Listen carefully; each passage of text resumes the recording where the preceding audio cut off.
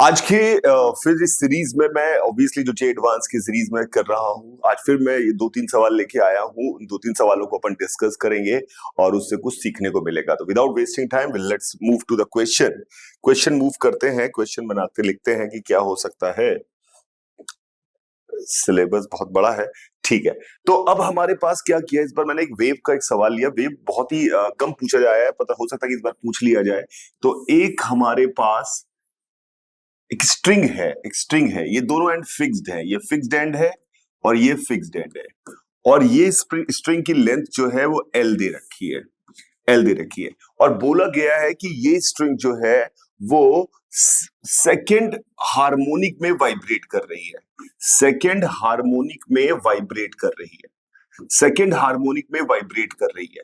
और पूछा गया है कि स्ट्रिंग के कौन से ऐसे पॉइंट है जो इफेक्टिवली एनर्जी को ट्रांसफर नहीं कर रहे हैं, इफेक्टिवली एनर्जी को ट्रांसफर नहीं कर रहे हैं, यानी which point does not transfer energy. जैसे ही ये सवाल आएगा और इसका पहला ऑप्शन जो होगा, क्योंकि आपको ये पता है कि सेकंड हार्मोनिक है तो दो लूप बन रहे होंगे, दो लूप बन रहे होंगे। तो जो एनर्जी को ट्रांसफर नहीं कर रहे हैं, जिन्होंने सही से वेव नहीं पढ़ी होगी, उनको लगता होगा कि नोड वो पॉइंट होता है जो एनर्जी को ट्रांसफर नहीं कर रहा है। तो स्ट्रिंग के बीच के पॉइंट्स की अगर बात करेंगे तो वो बोल देंगे कि L/2 वाला जो पॉइंट है वो एनर्जी को ट्रांसफर नहीं कर रहा है। इस केस में वो आंसर ऐसा देंगे, पर ऐसा बिल्कुल भी नहीं है। Let's try to understand. किसी भी अगर मैं इस वेव की इक्वेशन लिखने की कोशिश करूं तो इसकी x बराबर 0 पे नोड है, तो इसकी इक्वेशन होगी y equal to 2a sine kx sine omega t. Omega t लिख दिया मैंने, साइन ओमेगा टी ये इंपॉर्टेंट था। साइन के एक्स, साइन ओमेगा टी लिखूं या sine omega t plus theta लिखूं, उससे फर्क नहीं पड़ता। तो it is the equation I have written down, y की वैल्यू ये आएगी। अब हमें पता है कि कोई भी वेव बन रही हो, चाहे वो सिंगल वेव हो, चाहे वो मल्टीपल वेव्स हो, या फिर कॉम्बिनेशन ऑफ वेव हो, स्टैंडिंग वेव हो, या फिर 3-4 वेव्स का कॉम्बिनेशन हो, स्ट्रिंग में अगर वेव बन रही है तो किसी भी पॉइंट की जो काइनेटिक एनर्जी होती है, अगर मैं उसकी बात करूं तो वो हमारे पास होती है half mu divide by d t, half mu divide by d t का whole square into d x. This is what you have to remember. D k इतना होता है। और अगर मैं डी टी लिखने की कोशिश, डी यू लिखने की कोशिश करूं, यानी पोटेंशियल एनर्जी उसकी लिखूं, तो वो होती है half t divide by d x, divide by d x का whole square into d x के बराबर होती है। This is what you have to remember किसी भी केस में। यानी ये फॉर्मूला कब वैलिड है डीके और डीयू का? It is valid for single wave, multiple waves, कितनी भी वेव्स हो उन सबके लिए वैलिड फॉर्मूला है। तो this is dk, this is du. हमारे पास डीके लिखा हुआ है, हमारे पास डीयू लिखा हुआ है। Let's try to figure out कि डीके और डीयू की वैल्यू क्या होगी। तो अगर मैं यहां पर डीके की वैल्यू निकालने की कोशिश करूं तो डीके हमारे पास जो निकल के आएगा वो आएगा half mu divide by d T. अगर हम करेंगे डिवाइड बाई डी टी करेंगे और उसको फिर स्क्वायर करेंगे तो हमारे पास आएगा 2a omega, 2a omega sine के x, sine omega sorry sine के एक्स कॉस ओमेगा टी का whole square into d x. ये हमारे पास आ जाएगा। इसको अगर हम सिंप्लीफाई करें तो डीके की वैल्यू हमारे पास आ रही है, अगर हम यहां पे देखें 4 आएगा, 2 कट जाएगा, तो इसका मतलब ये आएगा 2 mu a square omega square sine square k x, sine square k x and cos square omega t, cos square omega t. Similarly अगर आप डिवाइड बाई डी एक्स का होल स्क्वायर करके उसकी वैल्यू निकालने की कोशिश करेंगे तो उसकी वैल्यू आएगी, डी यू की वैल्यू जो आएगी वो आएगी हमारे पास 2 mu a square omega square, 2 mu a square omega square cos square k x sine square omega t, sine square omega t. तो ये डीके और डीयू की वैल्यू हमारे पास निकल के आ गई। डीएक्स मल्टीप्लाइड है, डीएक्स का भी मल्टीप्लाई कर दिया, डीएक्स का भी मल्टीप्लाई कर दिया, तो ये डीके और डीयू आ गया। आपने कहा सर इसमें म्यू कैसे आ गया? आप तो टी लिखा हुआ करके देखना। और आपको ये भी पता होना चाहिए कि wave velocity under root T by mu होती है and it can be written as omega by k. तो इसका मतलब है इसको जब आप यूज करेंगे तो यू विल गेट डीके और डीयू की वैल्यू बराबर आ जाएगी। I don't want to waste my time and your time in this, तो मैंने डीके और डीयू ऐसे लिख दिया। अगर वो बोल रहा है कि कोई पार्टिकल ऐसा है जो एनर्जी ट्रांसफर नहीं कर रहा है, इसका मतलब है इसकी टोटल एनर्जी जो है वो समय के साथ नहीं बदल रही है। तो अगर मैं टोटल एनर्जी समय के साथ नहीं बदल रही है ये बात है, तो टोटल एनर्जी अगर मैं लिखूं कितनी आने वाली है, तो total energy D total energy अगर मैं लिखूं उसकी, तो वो आएगी 2 μ a² ओमेगा स्क्वेयर dx, जो बाहर आ गया। और उसके साथ हमारा टर्म जो बनेगा वो बनेगा साइन स्क्वेयर के x cos square omega t plus cos square के एक्स और साइन स्क्वेयर ओमेगा टी। ये वैल्यू समय के साथ नहीं बदलनी चाहिए। ये वैल्यू समय के साथ तब नहीं बदलेगी, उन जगहों पे नहीं बदलेगी ये वैल्यू समय के साथ जिन जगहों के लिए साइन स्क्वायर के एक्स की value cos square k x के बराबर हो जाएगी।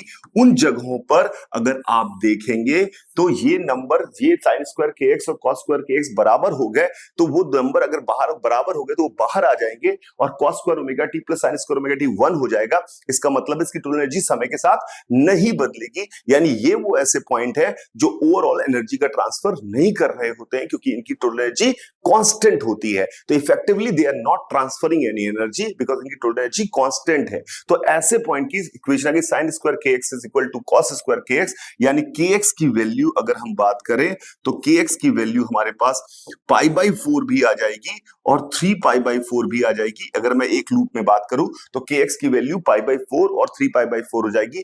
के की वैल्यू होती है 2π/λ, के की वैल्यू हमारे पास होती है 2π/λ,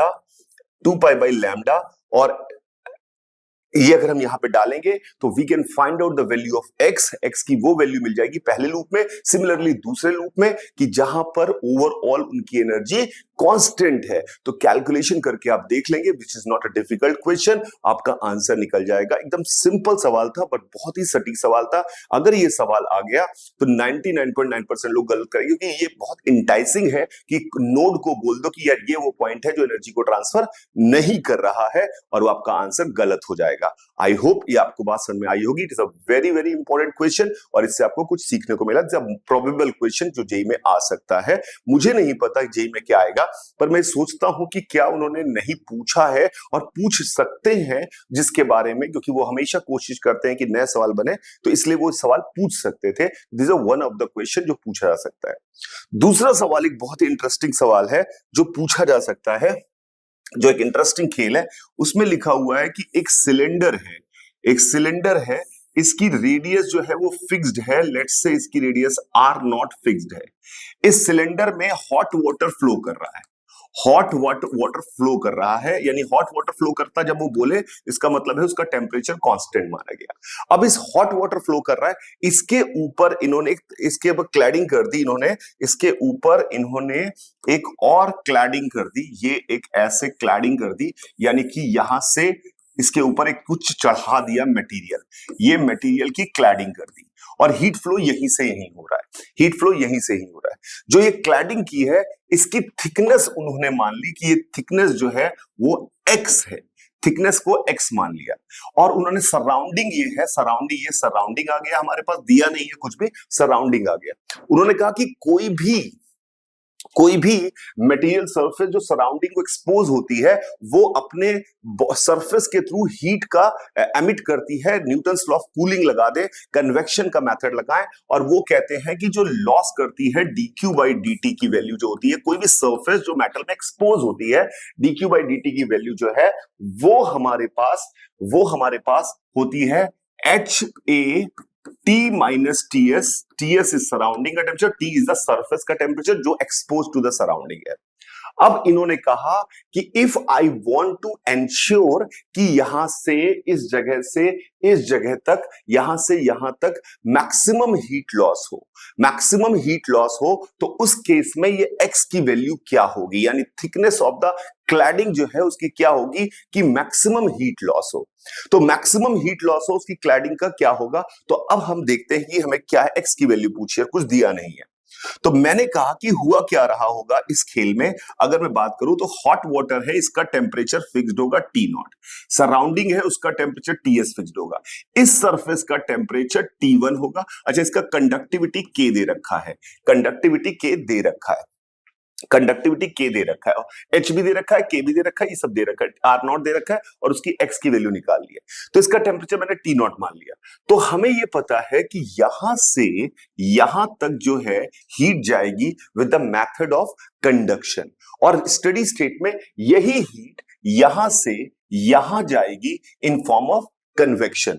तो पहले कंडक्शन से हीट जाएगी, फिर कन्वेक्शन से हीट जाएगी। तो कंडक्शन से कितनी हीट जा रही है, अगर मैं dq बाई dt की बात करूं, यानी कि रेट ऑफ हीट फ्लो बात करूं, सेम ही होगा, क्योंकि स्टेडी स्टेट आ गई है, स्टेडी स्टेट की ही बात करता है हमेशा, क्योंकि ट्रांजिशन स्टेट की तो कभी बात ही नहीं करता, हमेशा स्टेडी स्टेट की बात करता है। तो यहां से यहां कितनी जा रही होगी, तो हम यहां पे कह सकते हैं यहां से यहां तक, पहले तो यहां से यहां तक का अगर मैं बात करने की कोशिश करूं तो उस पार्ट का, ग्रीन वाले पार्ट का रेजिस्टेंस निकालना पड़ेगा। तो सिलेंड्रिकल है तो उसका रेजिस्टेंस निकालने के लिए आपको पता है कि रेजिस्टेंस का फॉर्मूला जो होता है वो L अपॉन के होता है, पर इसमें जो क्लैडिंग है उसका एरिया कॉन्टेक्ट का लगातार बदलता जा रहा है, मुझे नहीं पता एक्स स्मॉल है कि लार्ज है, पर वो है वहां पर, ये फॉर श्योर है। तो मैंने एक काम करता हूं, अभी हाल फिलहाल इस रेडियस को कैपिटल आर मान लेता हूं, क्योंकि हमारा answer R minus are naught हो जाएगा एक्स का आंसर। तो ये मैंने कहा, तो इस क्लैडिंग का रेजिस्टेंस कितना है इसकी वैल्यू बात करें तो अगर हम इसको इंटीग्रेट करके निकालेंगे लेयर बाय लेयर, इतना तो आपने पढ़ ही रखा होगा, तो अगर मैं इसकी बात करूं तो इसका रेजिस्टेंस की वैल्यू आएगी, अगर मैं यहां पे ऊपर गया तो हमारे पास आएगी डी वाई, मतलब अगर मैं यहां से वाई डिस्टेंस पे जाके एक सिलेंड्रिकल सरफेस कंसीडर की तो d y upon l upon k है, तो k into 2 pi y into l, अगर एल इसकी लेंथ है तो, जो कि दी नहीं हुई है, डी वाई अपॉन के, और इसको इंटीग्रेट करेंगे, वाई की वैल्यू कहां से कहां तक, वाई की वैल्यू आर नॉट से आर तक आएगी, तो इसका रेजिस्टेंस जो निकल के आएगा, इसका रेजिस्टेंस जो निकल के आएगा उसकी वैल्यू अगर मैं निकालने की कोशिश करूं तो वो हमारे पास आ गया 1/2 pi k L, 1/2 pi k l l n r by r naught, l n r by r naught, ये हमारे पास आ गया। तो ये इसका रेजिस्टेंस निकल के आ गया 1/2 pi k l l n r by r naught, इसका रेजिस्टेंस निकल के आ गया। आई होप ये बात समझ में आ गई होगी, इसका रेजिस्टेंस इतना आ रहा है, are by r not 1/2 pi k L is the resistance. तो यहां से यहां हीट का जो फ्लो हो रहा होगा वो हीट का फ्लो होगा टी नॉट माइनस टी1, यानी temperature difference upon resistance. Resistance की वैल्यू क्या आ गई हमारे पास, l n r by r naught divide by 2 pi k l, 2 pi k L, ये हमारे पास आ गया, ये इसका रेजिस्टेंस है। अब यहां T1 से TS में भी हीट जा रही होगी, तो T1 से TS में हीट जा रही इस तरह से, तो हम यहां पे लिख सकते हैं dq बाई dt की वैल्यू वहां पर जो होगी वो होगी हमारे पास T minus T S upon, अगर हम यहां पे बात करें तो ये हमारे पास आ जाएगा T माइनस टी, उसी चीज को लिख रहा हूं, तो 1/h इंटू 2 पाई आर एल, 1/h 2 पाई आर एल। मैंने इस फॉर्म में इसको इसलिए लिखा ताकि मुझे दिखाई दे पाए कि ये भी रेजिस्टेंस जैसा काम कर रहा है, क्योंकि टेम्परेचर डिफरेंस के प्रोपोर्शनल है, तो you can convert convection problem also in resistance वाली प्रॉब्लम। तो आपको यहां से यहां इतनी हीट जा रही है, यहां से यहां इतनी हीट जा रही है, तो यानी यहां से यहां के पार्ट का रेजिस्टेंस की अगर मैं बात करूं तो यहां से यहां तक के पार्ट का रेजिस्टेंस ये वाली वैल्यू है, और यहां से यहां तक के पार्ट की रेजिस्टेंस की वैल्यू ये वाली वैल्यू है।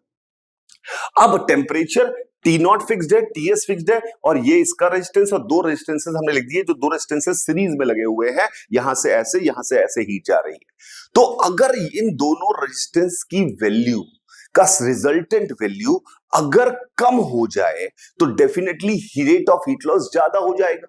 सिंपल सी बात है, टेम्परेचर डिफरेंस फिक्स्ड है, अगर रेजिस्टेंस कम हो जाएगा तो ओवरऑल इफेक्टिव रेजिस्टेंस अगर कम हो जाएगा तो इसका क्या मतलब है, इसका मतलब ये है कि उस केस में जो हमारे पास रेट ऑफ हीट लॉस है वो मैक्सिमम हो जाएगा। तो इसका रेजिस्टेंस ये है, उसका रेजिस्टेंस ये है, तो अगर मैं इनका इफेक्टिव रेजिस्टेंस लिखने की कोशिश करूं तो आएगा l n r by r naught upon 2 pi k l, 2 pi k L, ये हो गया पहले का resistance, plus 1/h H into 2πRL, ये हमारे पास आ गया इफेक्टिव थर्मल रेजिस्टेंस। अगर इफेक्टिव थर्मल रेजिस्टेंस को मिनिमम कर देंगे तो काम चल जाएगा। इसमें वेरिएबल क्या है? कैपिटल आर वेरिएबल है, तो कैपिटल आर के रिस्पेक्ट में इस चीज को मिनिमम करने की कोशिश करते हैं। तो ऑब्वियसली 2πL किसी काम का नहीं है, तो हमारे पास आ गया ln R minus ln R0 upon यहां पर K, यहां पर K प्लस 1 अपॉन HR, ये हमारे पास आ गया। तो अगर मैं इसको सिंप्लीफाई करूं तो हमारे पास ln R का डेरिवेटिव आ जाएगा 1 अपॉन KR, इसका डेरिवेटिव किया, इसका डेरिवेटिव किया, डेरिवेटिव, तो 1 अपॉन KR, इसका डेरिवेटिव 0, उसका डेरिवेटिव आ जाएगा minus 1 upon H by r square, minus 1 upon H by r square, और इज इक्वल टू 0 आ जाएगा। जैसे इसको 0 करेंगे, I hope it is very visible that you can find out the value of r. R की वैल्यू आपके पास जो आ जाएगी, एच आर स्क्वायर बराबर के आर आ गया, एच आर स्क्वायर बराबर के आर आ गया, तो आर की वैल्यू आ जाएगी के बाई एच, तो आर की वैल्यू हमारे पास के बाई एच आ जाएगी। अगर आर की वैल्यू के बाई एच आ गई तो डेफिनेटली उससे आर नॉट घटाकर, तो हमारा सवाल का आंसर एक्स की value r minus are naught हो जाएगी, and that would be our answer. It is also a very very new way of thinking. अच्छा सवाल था। तो ये दोनों सवाल बड़े इंटरेस्टिंग सवाल है। आई होप आपको समझ में आ गया होगा, and definitely it will add some value in your preparation, और आपको थोड़ा स्ट्रेंथन करेगा, ताकि आपकी पढ़ाई जो है जिससे आप जा रहे हैं उसमें आप थोड़े से और तीर लेके पहुंच जाएंगे। आप लगेगा हाँ यार ये बात बिल्कुल क्लियर है, कोई नई बात नहीं है, पर फंडामेंटल बात थी जिससे सवाल सॉल्व किया गया। पेपर फोड़ के आना है आप सभी को, इसलिए रोज देखते रहिए हमारे इस सीरीज को। रोज हम कोशिश करेंगे कि 2 वीडियो कम से कम आपके सामने डालें। Thank you very much. Bye रहेगा सभी को। Enjoy your life if you find it enjoyable, otherwise make it, क्योंकि खुश रहना सबसे जरूरी है। Bye bye bye bye bye bye.